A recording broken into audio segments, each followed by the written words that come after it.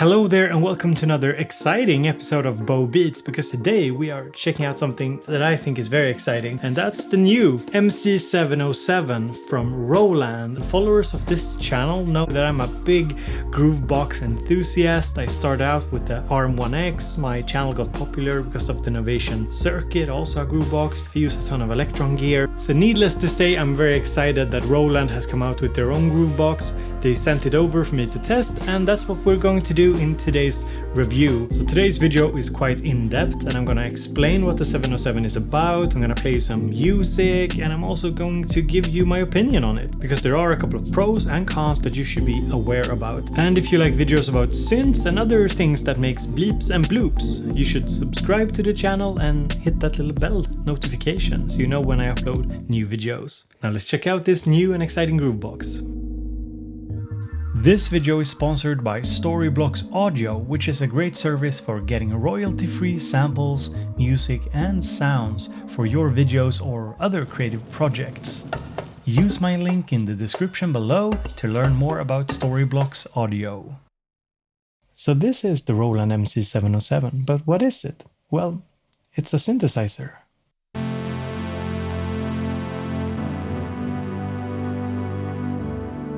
But it's also a drum machine.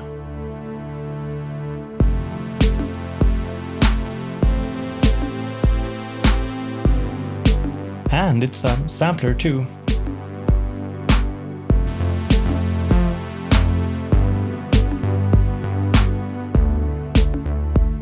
With some great hands-on control.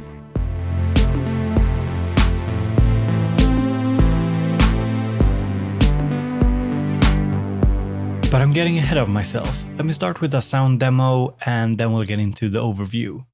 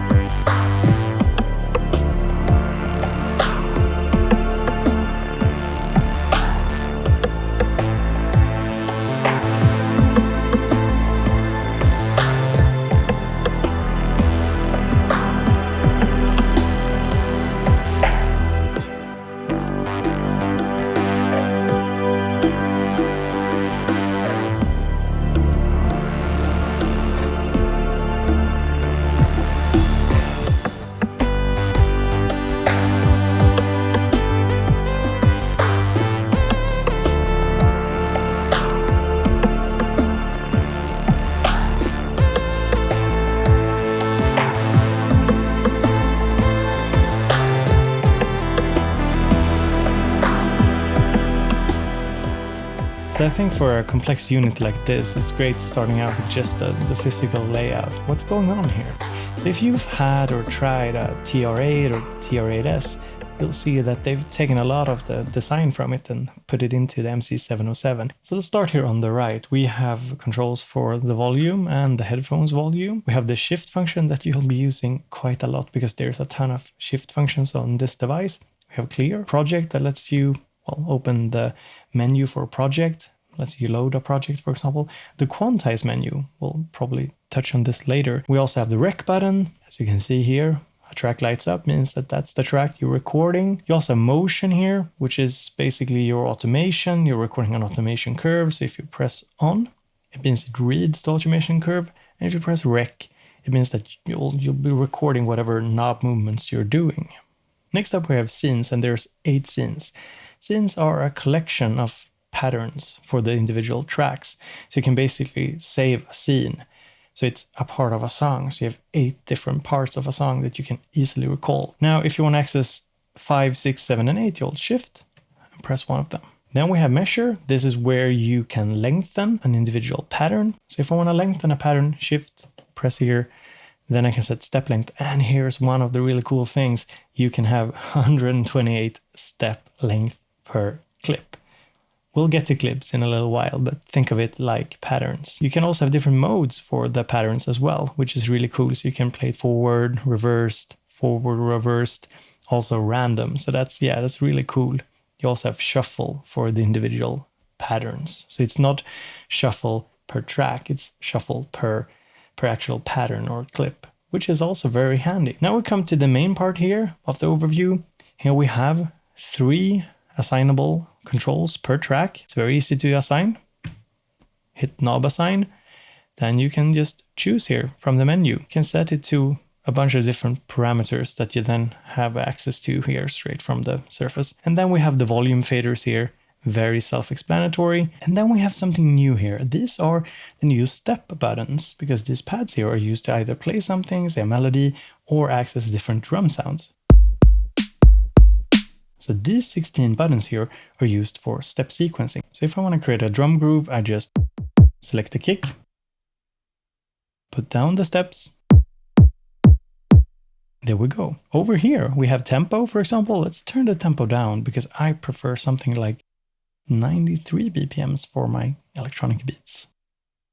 And over here, we have the effects section here. We have access to reverb, delay, and the multi. The multi is multiple different effects. If I hold shift and press multi, you can see that we have actually 3 pages here on the menu. So we have MFX, can be different kinds of effects here, equalizers, spectrum, isolator, low boost, super filter, and so on.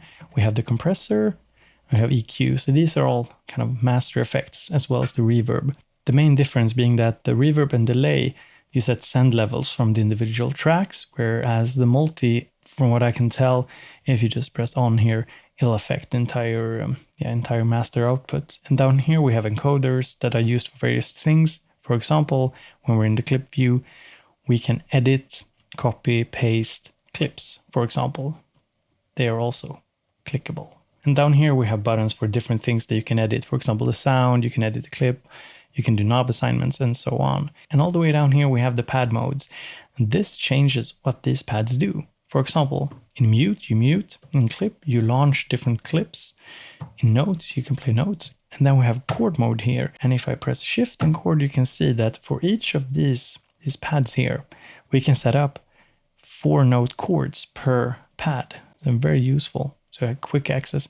And then we have the scatter effects. I'll get to them in a little while. So before I'm going to show you how to make a pattern, how to create a sound, what it sounds like, and so on, I just want to touch on the I/O because it becomes relevant later. So let me do that first, and then we'll create some beats.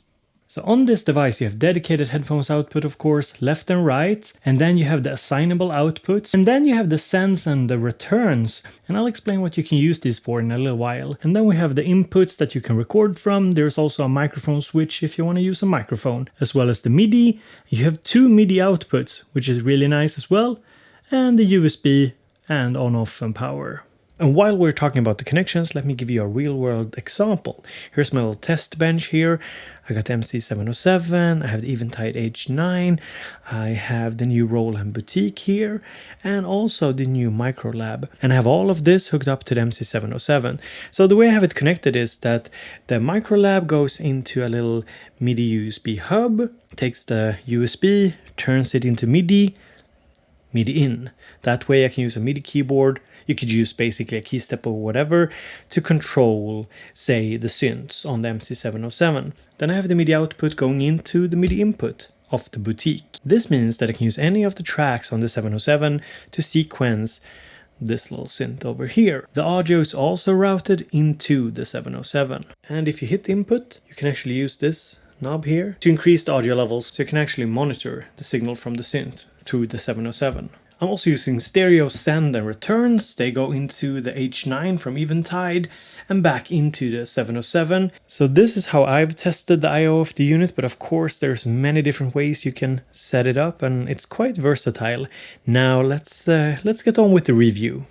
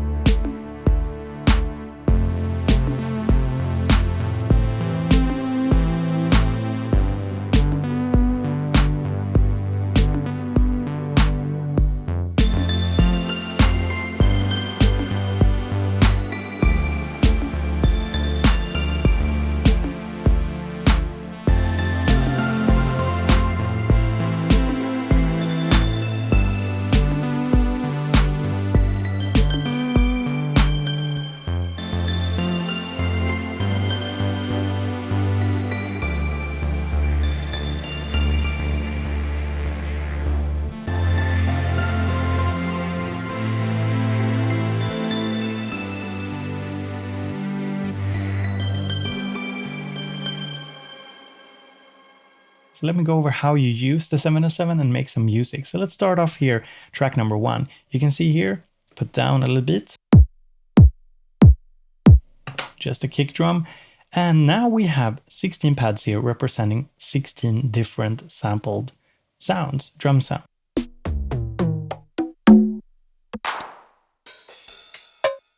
The unit comes with a bunch of presets, but on a drum track, that's one type of track. If I select a new track here, you can see that we can choose here from between tone, drum plus compressor or looper. So these are the different track types. Tone is a synthesizer or sample player. Basically, you can play a sample chromatically.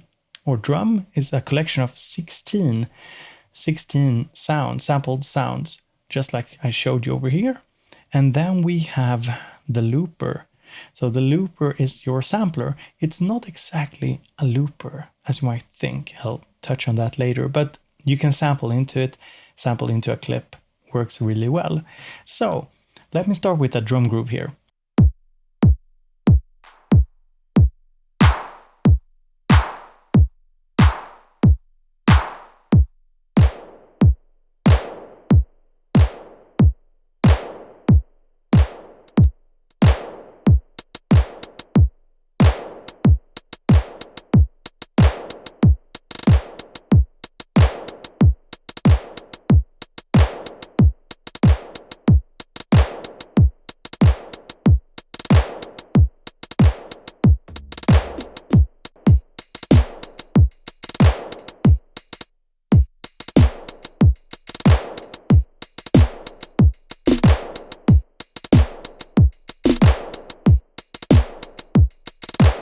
So one thing you saw me do on the drum track was selecting a step. And when you do, you have this little menu here. So you have velocity, you can change the start timing, you can change the mute state. This is kind of a probability. So how probable it is that it mutes, basically. So for example, here on the last step, I have a 62% probability that it mutes. And then I also have a flam, so you can set sub-steps here, as you can see. So a flam here. So once in a while the kick comes in, there will be a little flam. I'm not sure how orthodox that is for a drum track, but yeah, I think it sounds okay. For a drum track, you can have 16 different sounds. You can load in your own samples, for example, from the SD card slot. And now we can move over here to the grid. You can see here that on one here, you can see that there is something. There's a little clip being created. So the thing is here that we have a total of, as you can see if we scroll down, 16 clips per track. So a total of 128 clips for an entire project. And of course you can combine them differently and store them as different scenes, as I talked about earlier.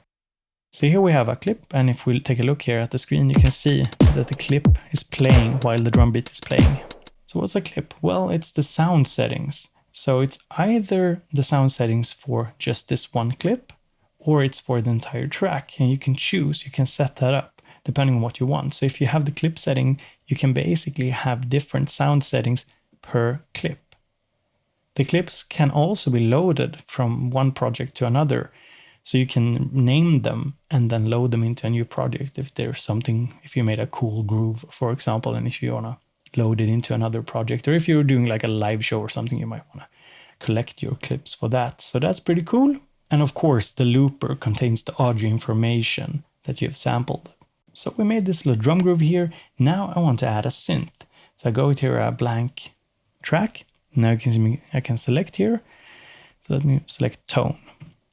Now, if I press sound here, I can go to presets, and you can see that there's a bunch of different sounds here I can pick from.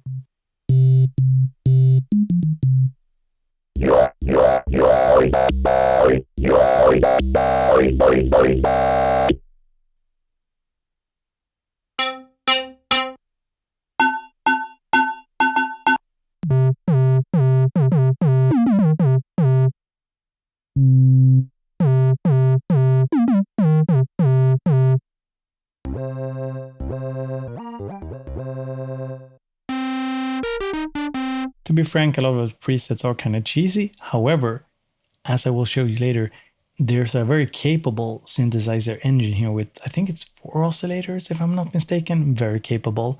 But yeah, let's pick something. I noticed that there are pretty cool, actually, and kind of retro-sounding orchestral sounds.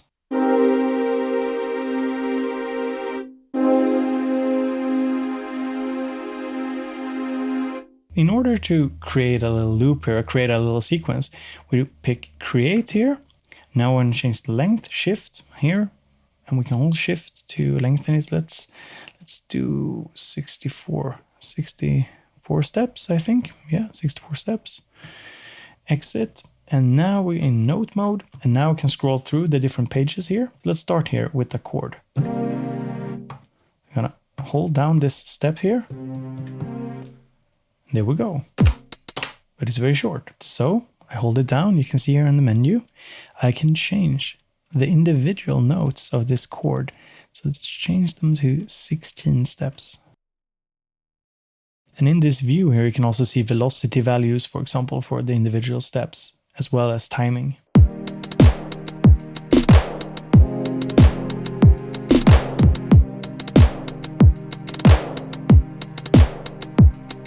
So let's add another synth here, find a synth sound, and I want to show you how to do the live recording. Oh, by the way, under note, we have octave up and down.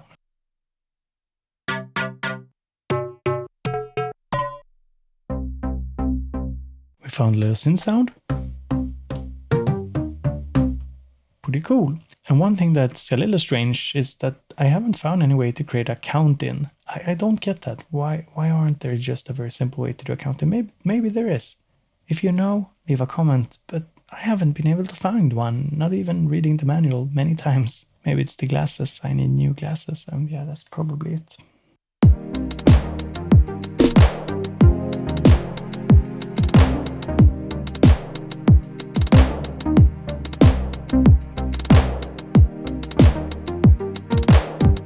And as you can hear, it's not quantized, so let's increase clip quantization.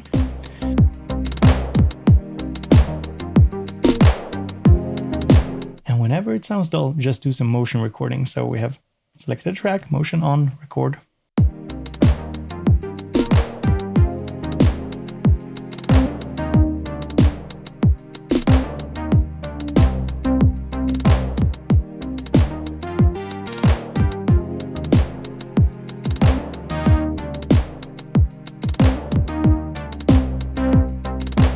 Now we might want to save the project, so let's hit project. And then we go to write, and here you can just name it to whatever you want. I'm gonna call it Barry. Some of you guys will know what that means. And there's the Y. Enter. Save project. Yes, I'm sure. Storyblocks Audio is a service that I've used for several of my videos lately. It has just been a great way to quickly improve my storytelling by adding music and effects to help set the mood. For example, my video, The Truth About the Tom and Synth Reactor event, would not have been so impactful without the use of music and effects that I got from Storyblocks Audio. With a Storyblocks Audio membership, you get unlimited downloads of high quality content, and it's royalty free for both commercial and personal projects. I highly recommend it, so go and check it out at the link in the description. Now is as good as time as any to show you a bit more about the clips. So you can move around using the little directional keys here, and we can, for example, create a new little drum groove here. So if we choose pad mode here, we're on track number 1 here, and we're selecting this second clip, we can do a little, I don't know, build up thing.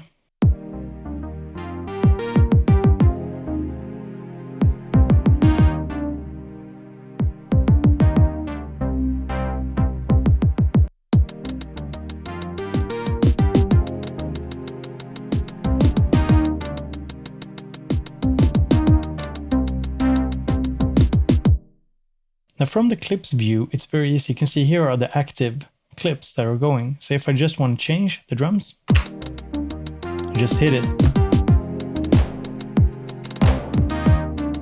You can also mute clips like this. So there's two different mute modes. This one silences the clip after it's played, and the other one is instant.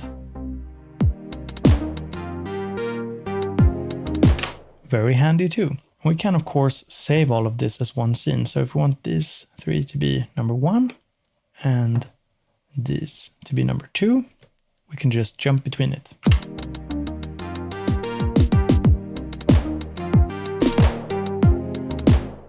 Let's create another bass pattern here before we move on. Just fixing the length here.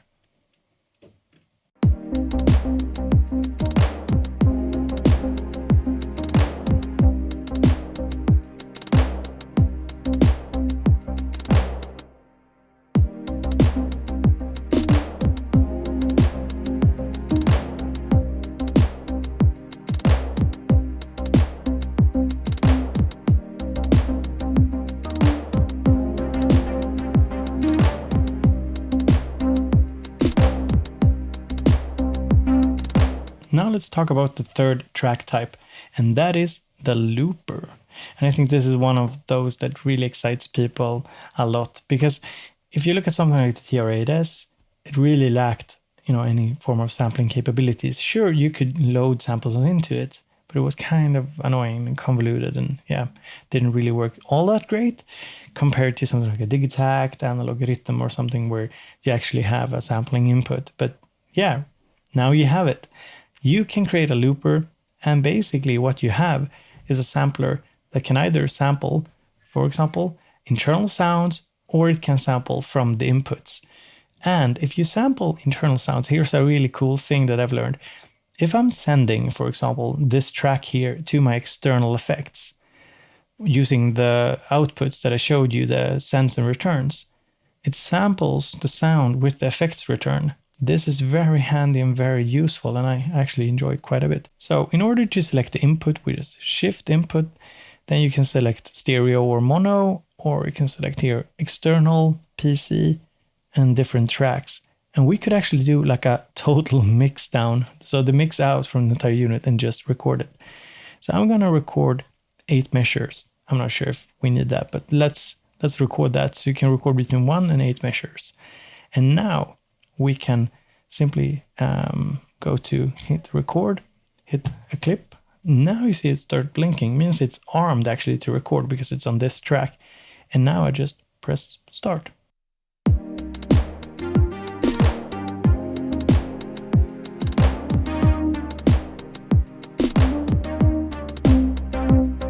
Now we have it, so you can turn everything else down.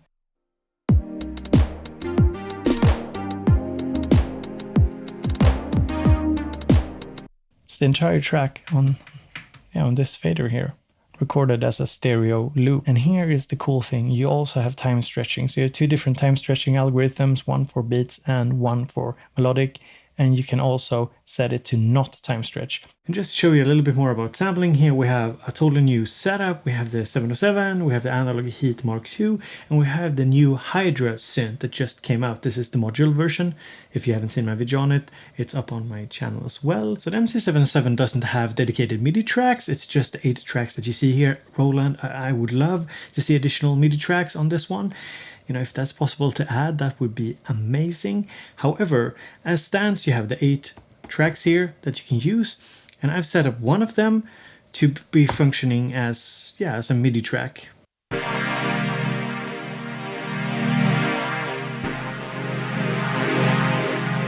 So basically, I've just turned down the volume. You can definitely use this for a smaller synth setup. What I want to do now is record the sequence that I have here running. It's playing a sound from the Hydra. And I have the master output of this unit going into the Electron Analog Heat Mark II, adding some grit. If I turn it off, you can hear.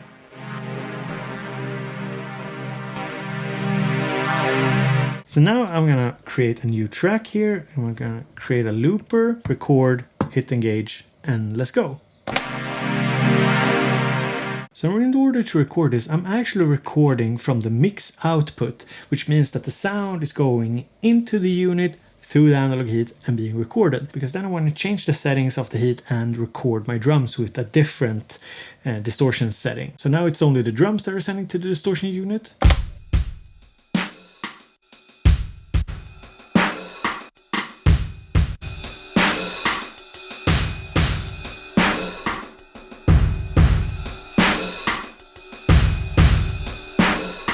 I'm going to record this into its own little looper.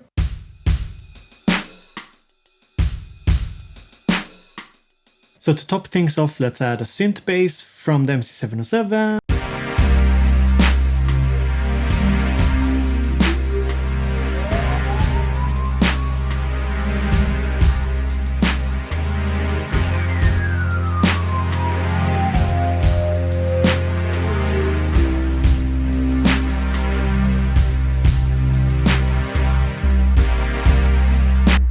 You can, of course, take a look at your sample, shift, sound, and you can choose here. There's different settings for it, but you also have here the edit. So let's press edit, and here you can see possibility to zoom in and out, and we can change the start point and we can change the end point. So there's a nice graphical representation here of what's going on, which is very nice. I like that. I have not been able to find any way to simply sample into, say, a drum track though.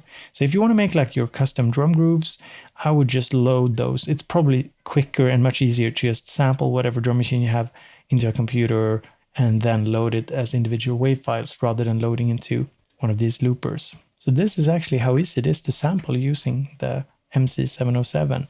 You simply create a looper, press enter, and then you go to clip, you press record, hit the clip that you want to record into, and then it will record from whatever source you have set up here under input. So for example, mix output. So that's very handy. You can record from the inputs as well. You can record a microphone. There's a microphone setting. So it's actually very simple. Now I think it's a good time to add some effects. So we have the reverb here. We can turn on and off, and we have the delay. It's on. The multi is not on. So let's start with the reverb. Hold shift, and now we can access the menu. You see here different types. So I'm not going to go through all of them. That would take such a long time. However, there's multiple interesting reverb types here. So let's go with a warm hall here. Let's add it to, let's turn everything down and listen just to the pad.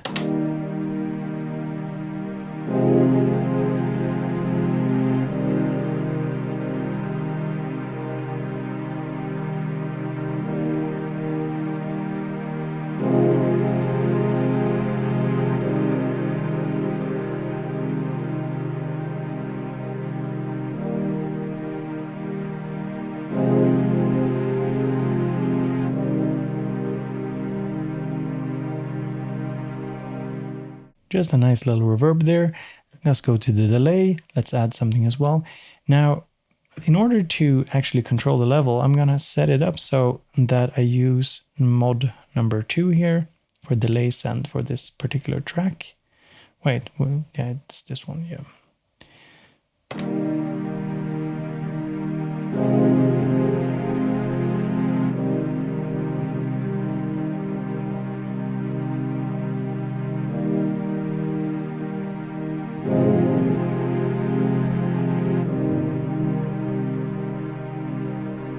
And under delay, we actually have chorus as well and a bunch of other interesting effects.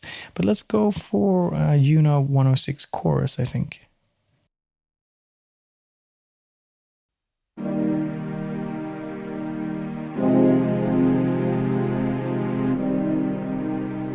The multi is a little different. If we go in here, the multi, as I showed you before, there's a bunch of different effects here. So we can have a step filter, for example.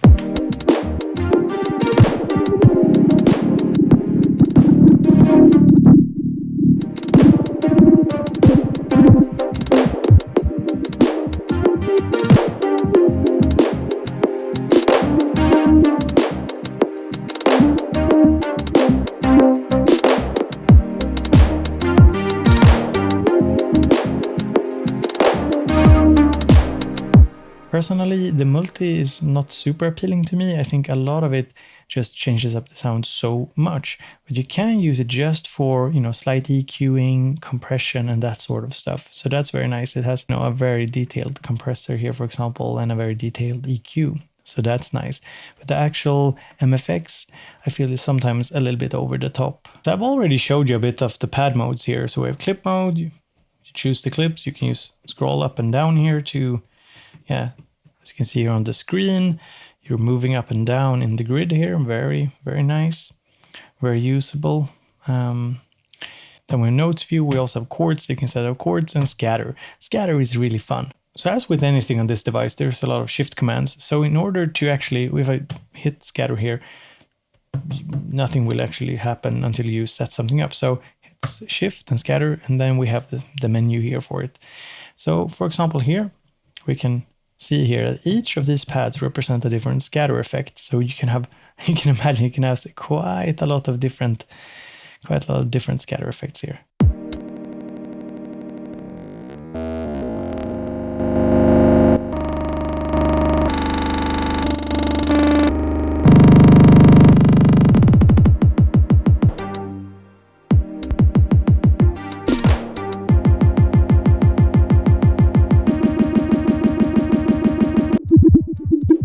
I'm not going to go over every single possible combination.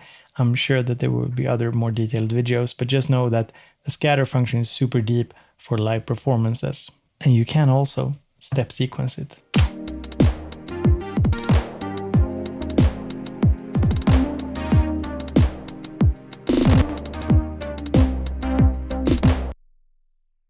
So there's so much going on here, and I really can't deep dive into everything, but one thing I think is worth mentioning, and that is actually the synth engine. So I have a new tone generator here, and I can hold shift sound, and now I can actually see my little synth engine here. So what we have here are 4 different oscillators, and there's different types here. So we have PCM based, we have virtual analog, PCM sync, super saw, noise. I've found that the VA sounds the best.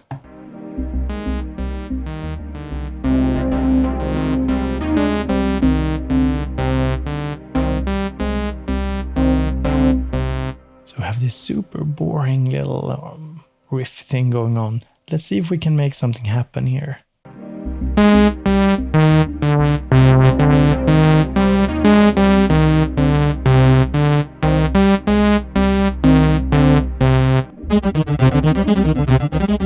So just to go over my sound here, with 4 different oscillators: saw, square, ramp, we have saw again, and then we changed some cutoff resonance values. I've added an effect here, an insert effect, a phaser, and then I even added some chorus and some reverb. These are the master effects.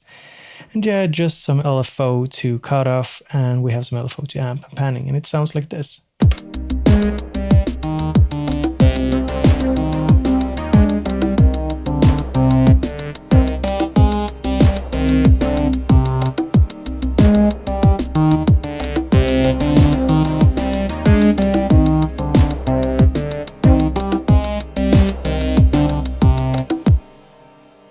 Not too shabby. So now that we've gone over what this groovebox is about, let me talk a little bit about some pros and some cons that I've found out during testing. Can you use it as a brain for a smaller synth setup? Well, yes, you can. You can send MIDI from the 8 tracks, but there are no MIDI tracks, so the usability is a little bit limited, also because there's no way to send CC messages, for example. If Roland could add MIDI tracks and the ability to send CC messages, I think this could be a really good brain for a hardware synth setup. As is, it works, but it's not ideal. Something I really like is the clip overview and the scenes, and this works really well. The clip overview gives you a great graphical representation of where you are in the song and what clips are playing, as well as the clip notes mode or the clip pad mode works really well. And then you have scenes that you can use to save a collection of clips and use it for a song. So you have 8 different scenes, 8 different parts of a song, and of course you could change stuff while you're playing as well. So I think those work really well.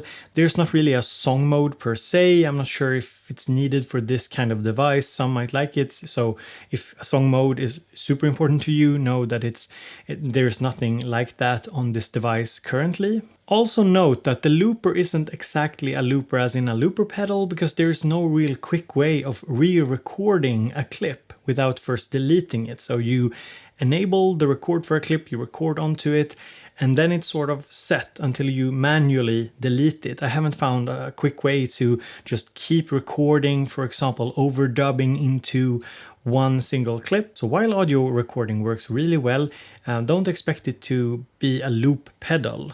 It's more a clip recorder, and then it plays back the clip that you've recorded. And if you want to exchange it, you either have to create a new clip or you have to go and manually delete it.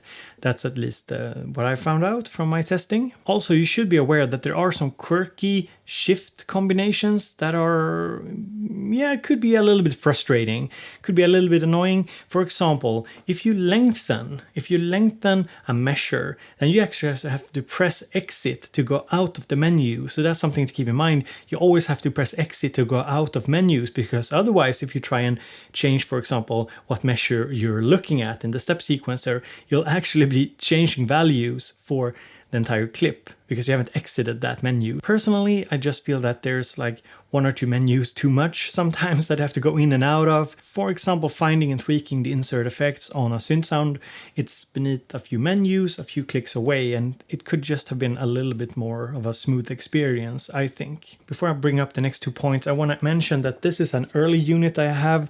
Roland sent it over, so these next 2 points might not be relevant for the finished product. Sometimes when I'm switching between different modes here and into the note mode, and I want to use a certain step, and I want to step record something manually, sometimes the step sequencer just doesn't register what I'm doing, and I'm not entirely sure why. It's like I'm stuck in a different menu or in a different mode. It just doesn't register as it should. So that's something I hope Roland is looking at. And the second point is that sometimes the unit lags behind a little bit, so it doesn't keep up with my speed of doing things. You can even see it in this video where I'm turning a knob and it takes a few milliseconds for it to register. So I'm not entirely sure why this is, and I really hope that Roland are on top of stuff like this. Of course, it's a very early unit that I have here, but keep it in mind, you can always go and look at different reviews after a little while and see if people are happy about this device if you want to pick it up. But that's a few pros and cons that I found out while testing this one, and overall, I really like it. It's very fun. It's very fun, very immediate. Very much like TR8, TR8S workflow, but you can sample into it, you have the synth sounds. I kind of dig that. It's a fun device. It's a fun groovebox. And I'm sort of the groovebox guy, so yeah. I can definitely recommend it if you're into grooveboxes, that's for sure. And before I give you my final thoughts, if you're looking for samples for your MC707, go and check out Storyblocks Audio. It's a great service for royalty-free music and samples. So check it out. Linked in the description. So before I leave you, here are some final thoughts. When the TR8S came out, it was sort of labeled as the Digitact killer. And I think that when we look back at it, it's more of a complementary device than a killer of the Digitact. But the MC707, however, really puts up a good fight against something like the Digitact, or maybe the Deluge from Synthstrom, that's another alternative to this, or the Torres SP16 is another alternative. And I think that this holds up very well against the competition, depending on what you want. It's not as deep as something like the Deluge, but it offers a little bit more of an easy and hands-on workflow that I think a lot of people will appreciate. So if you're looking for an all-in-one device, the MC707 is quite fun. The synth sounds are basic, they are what they are, but that's kind of what you get with most grooveboxes anyway, and it's just really nice to have synth engine in there. The sampling engine works fine. It's not the deepest one out there, it's not an octa-track, but it's just good fun to use, easy to use. So yeah, check it out if you want to. Now it's time for me to check out some other synths, because wowee, I have this one here as well. I need to test this. So have a great day, talk to you later.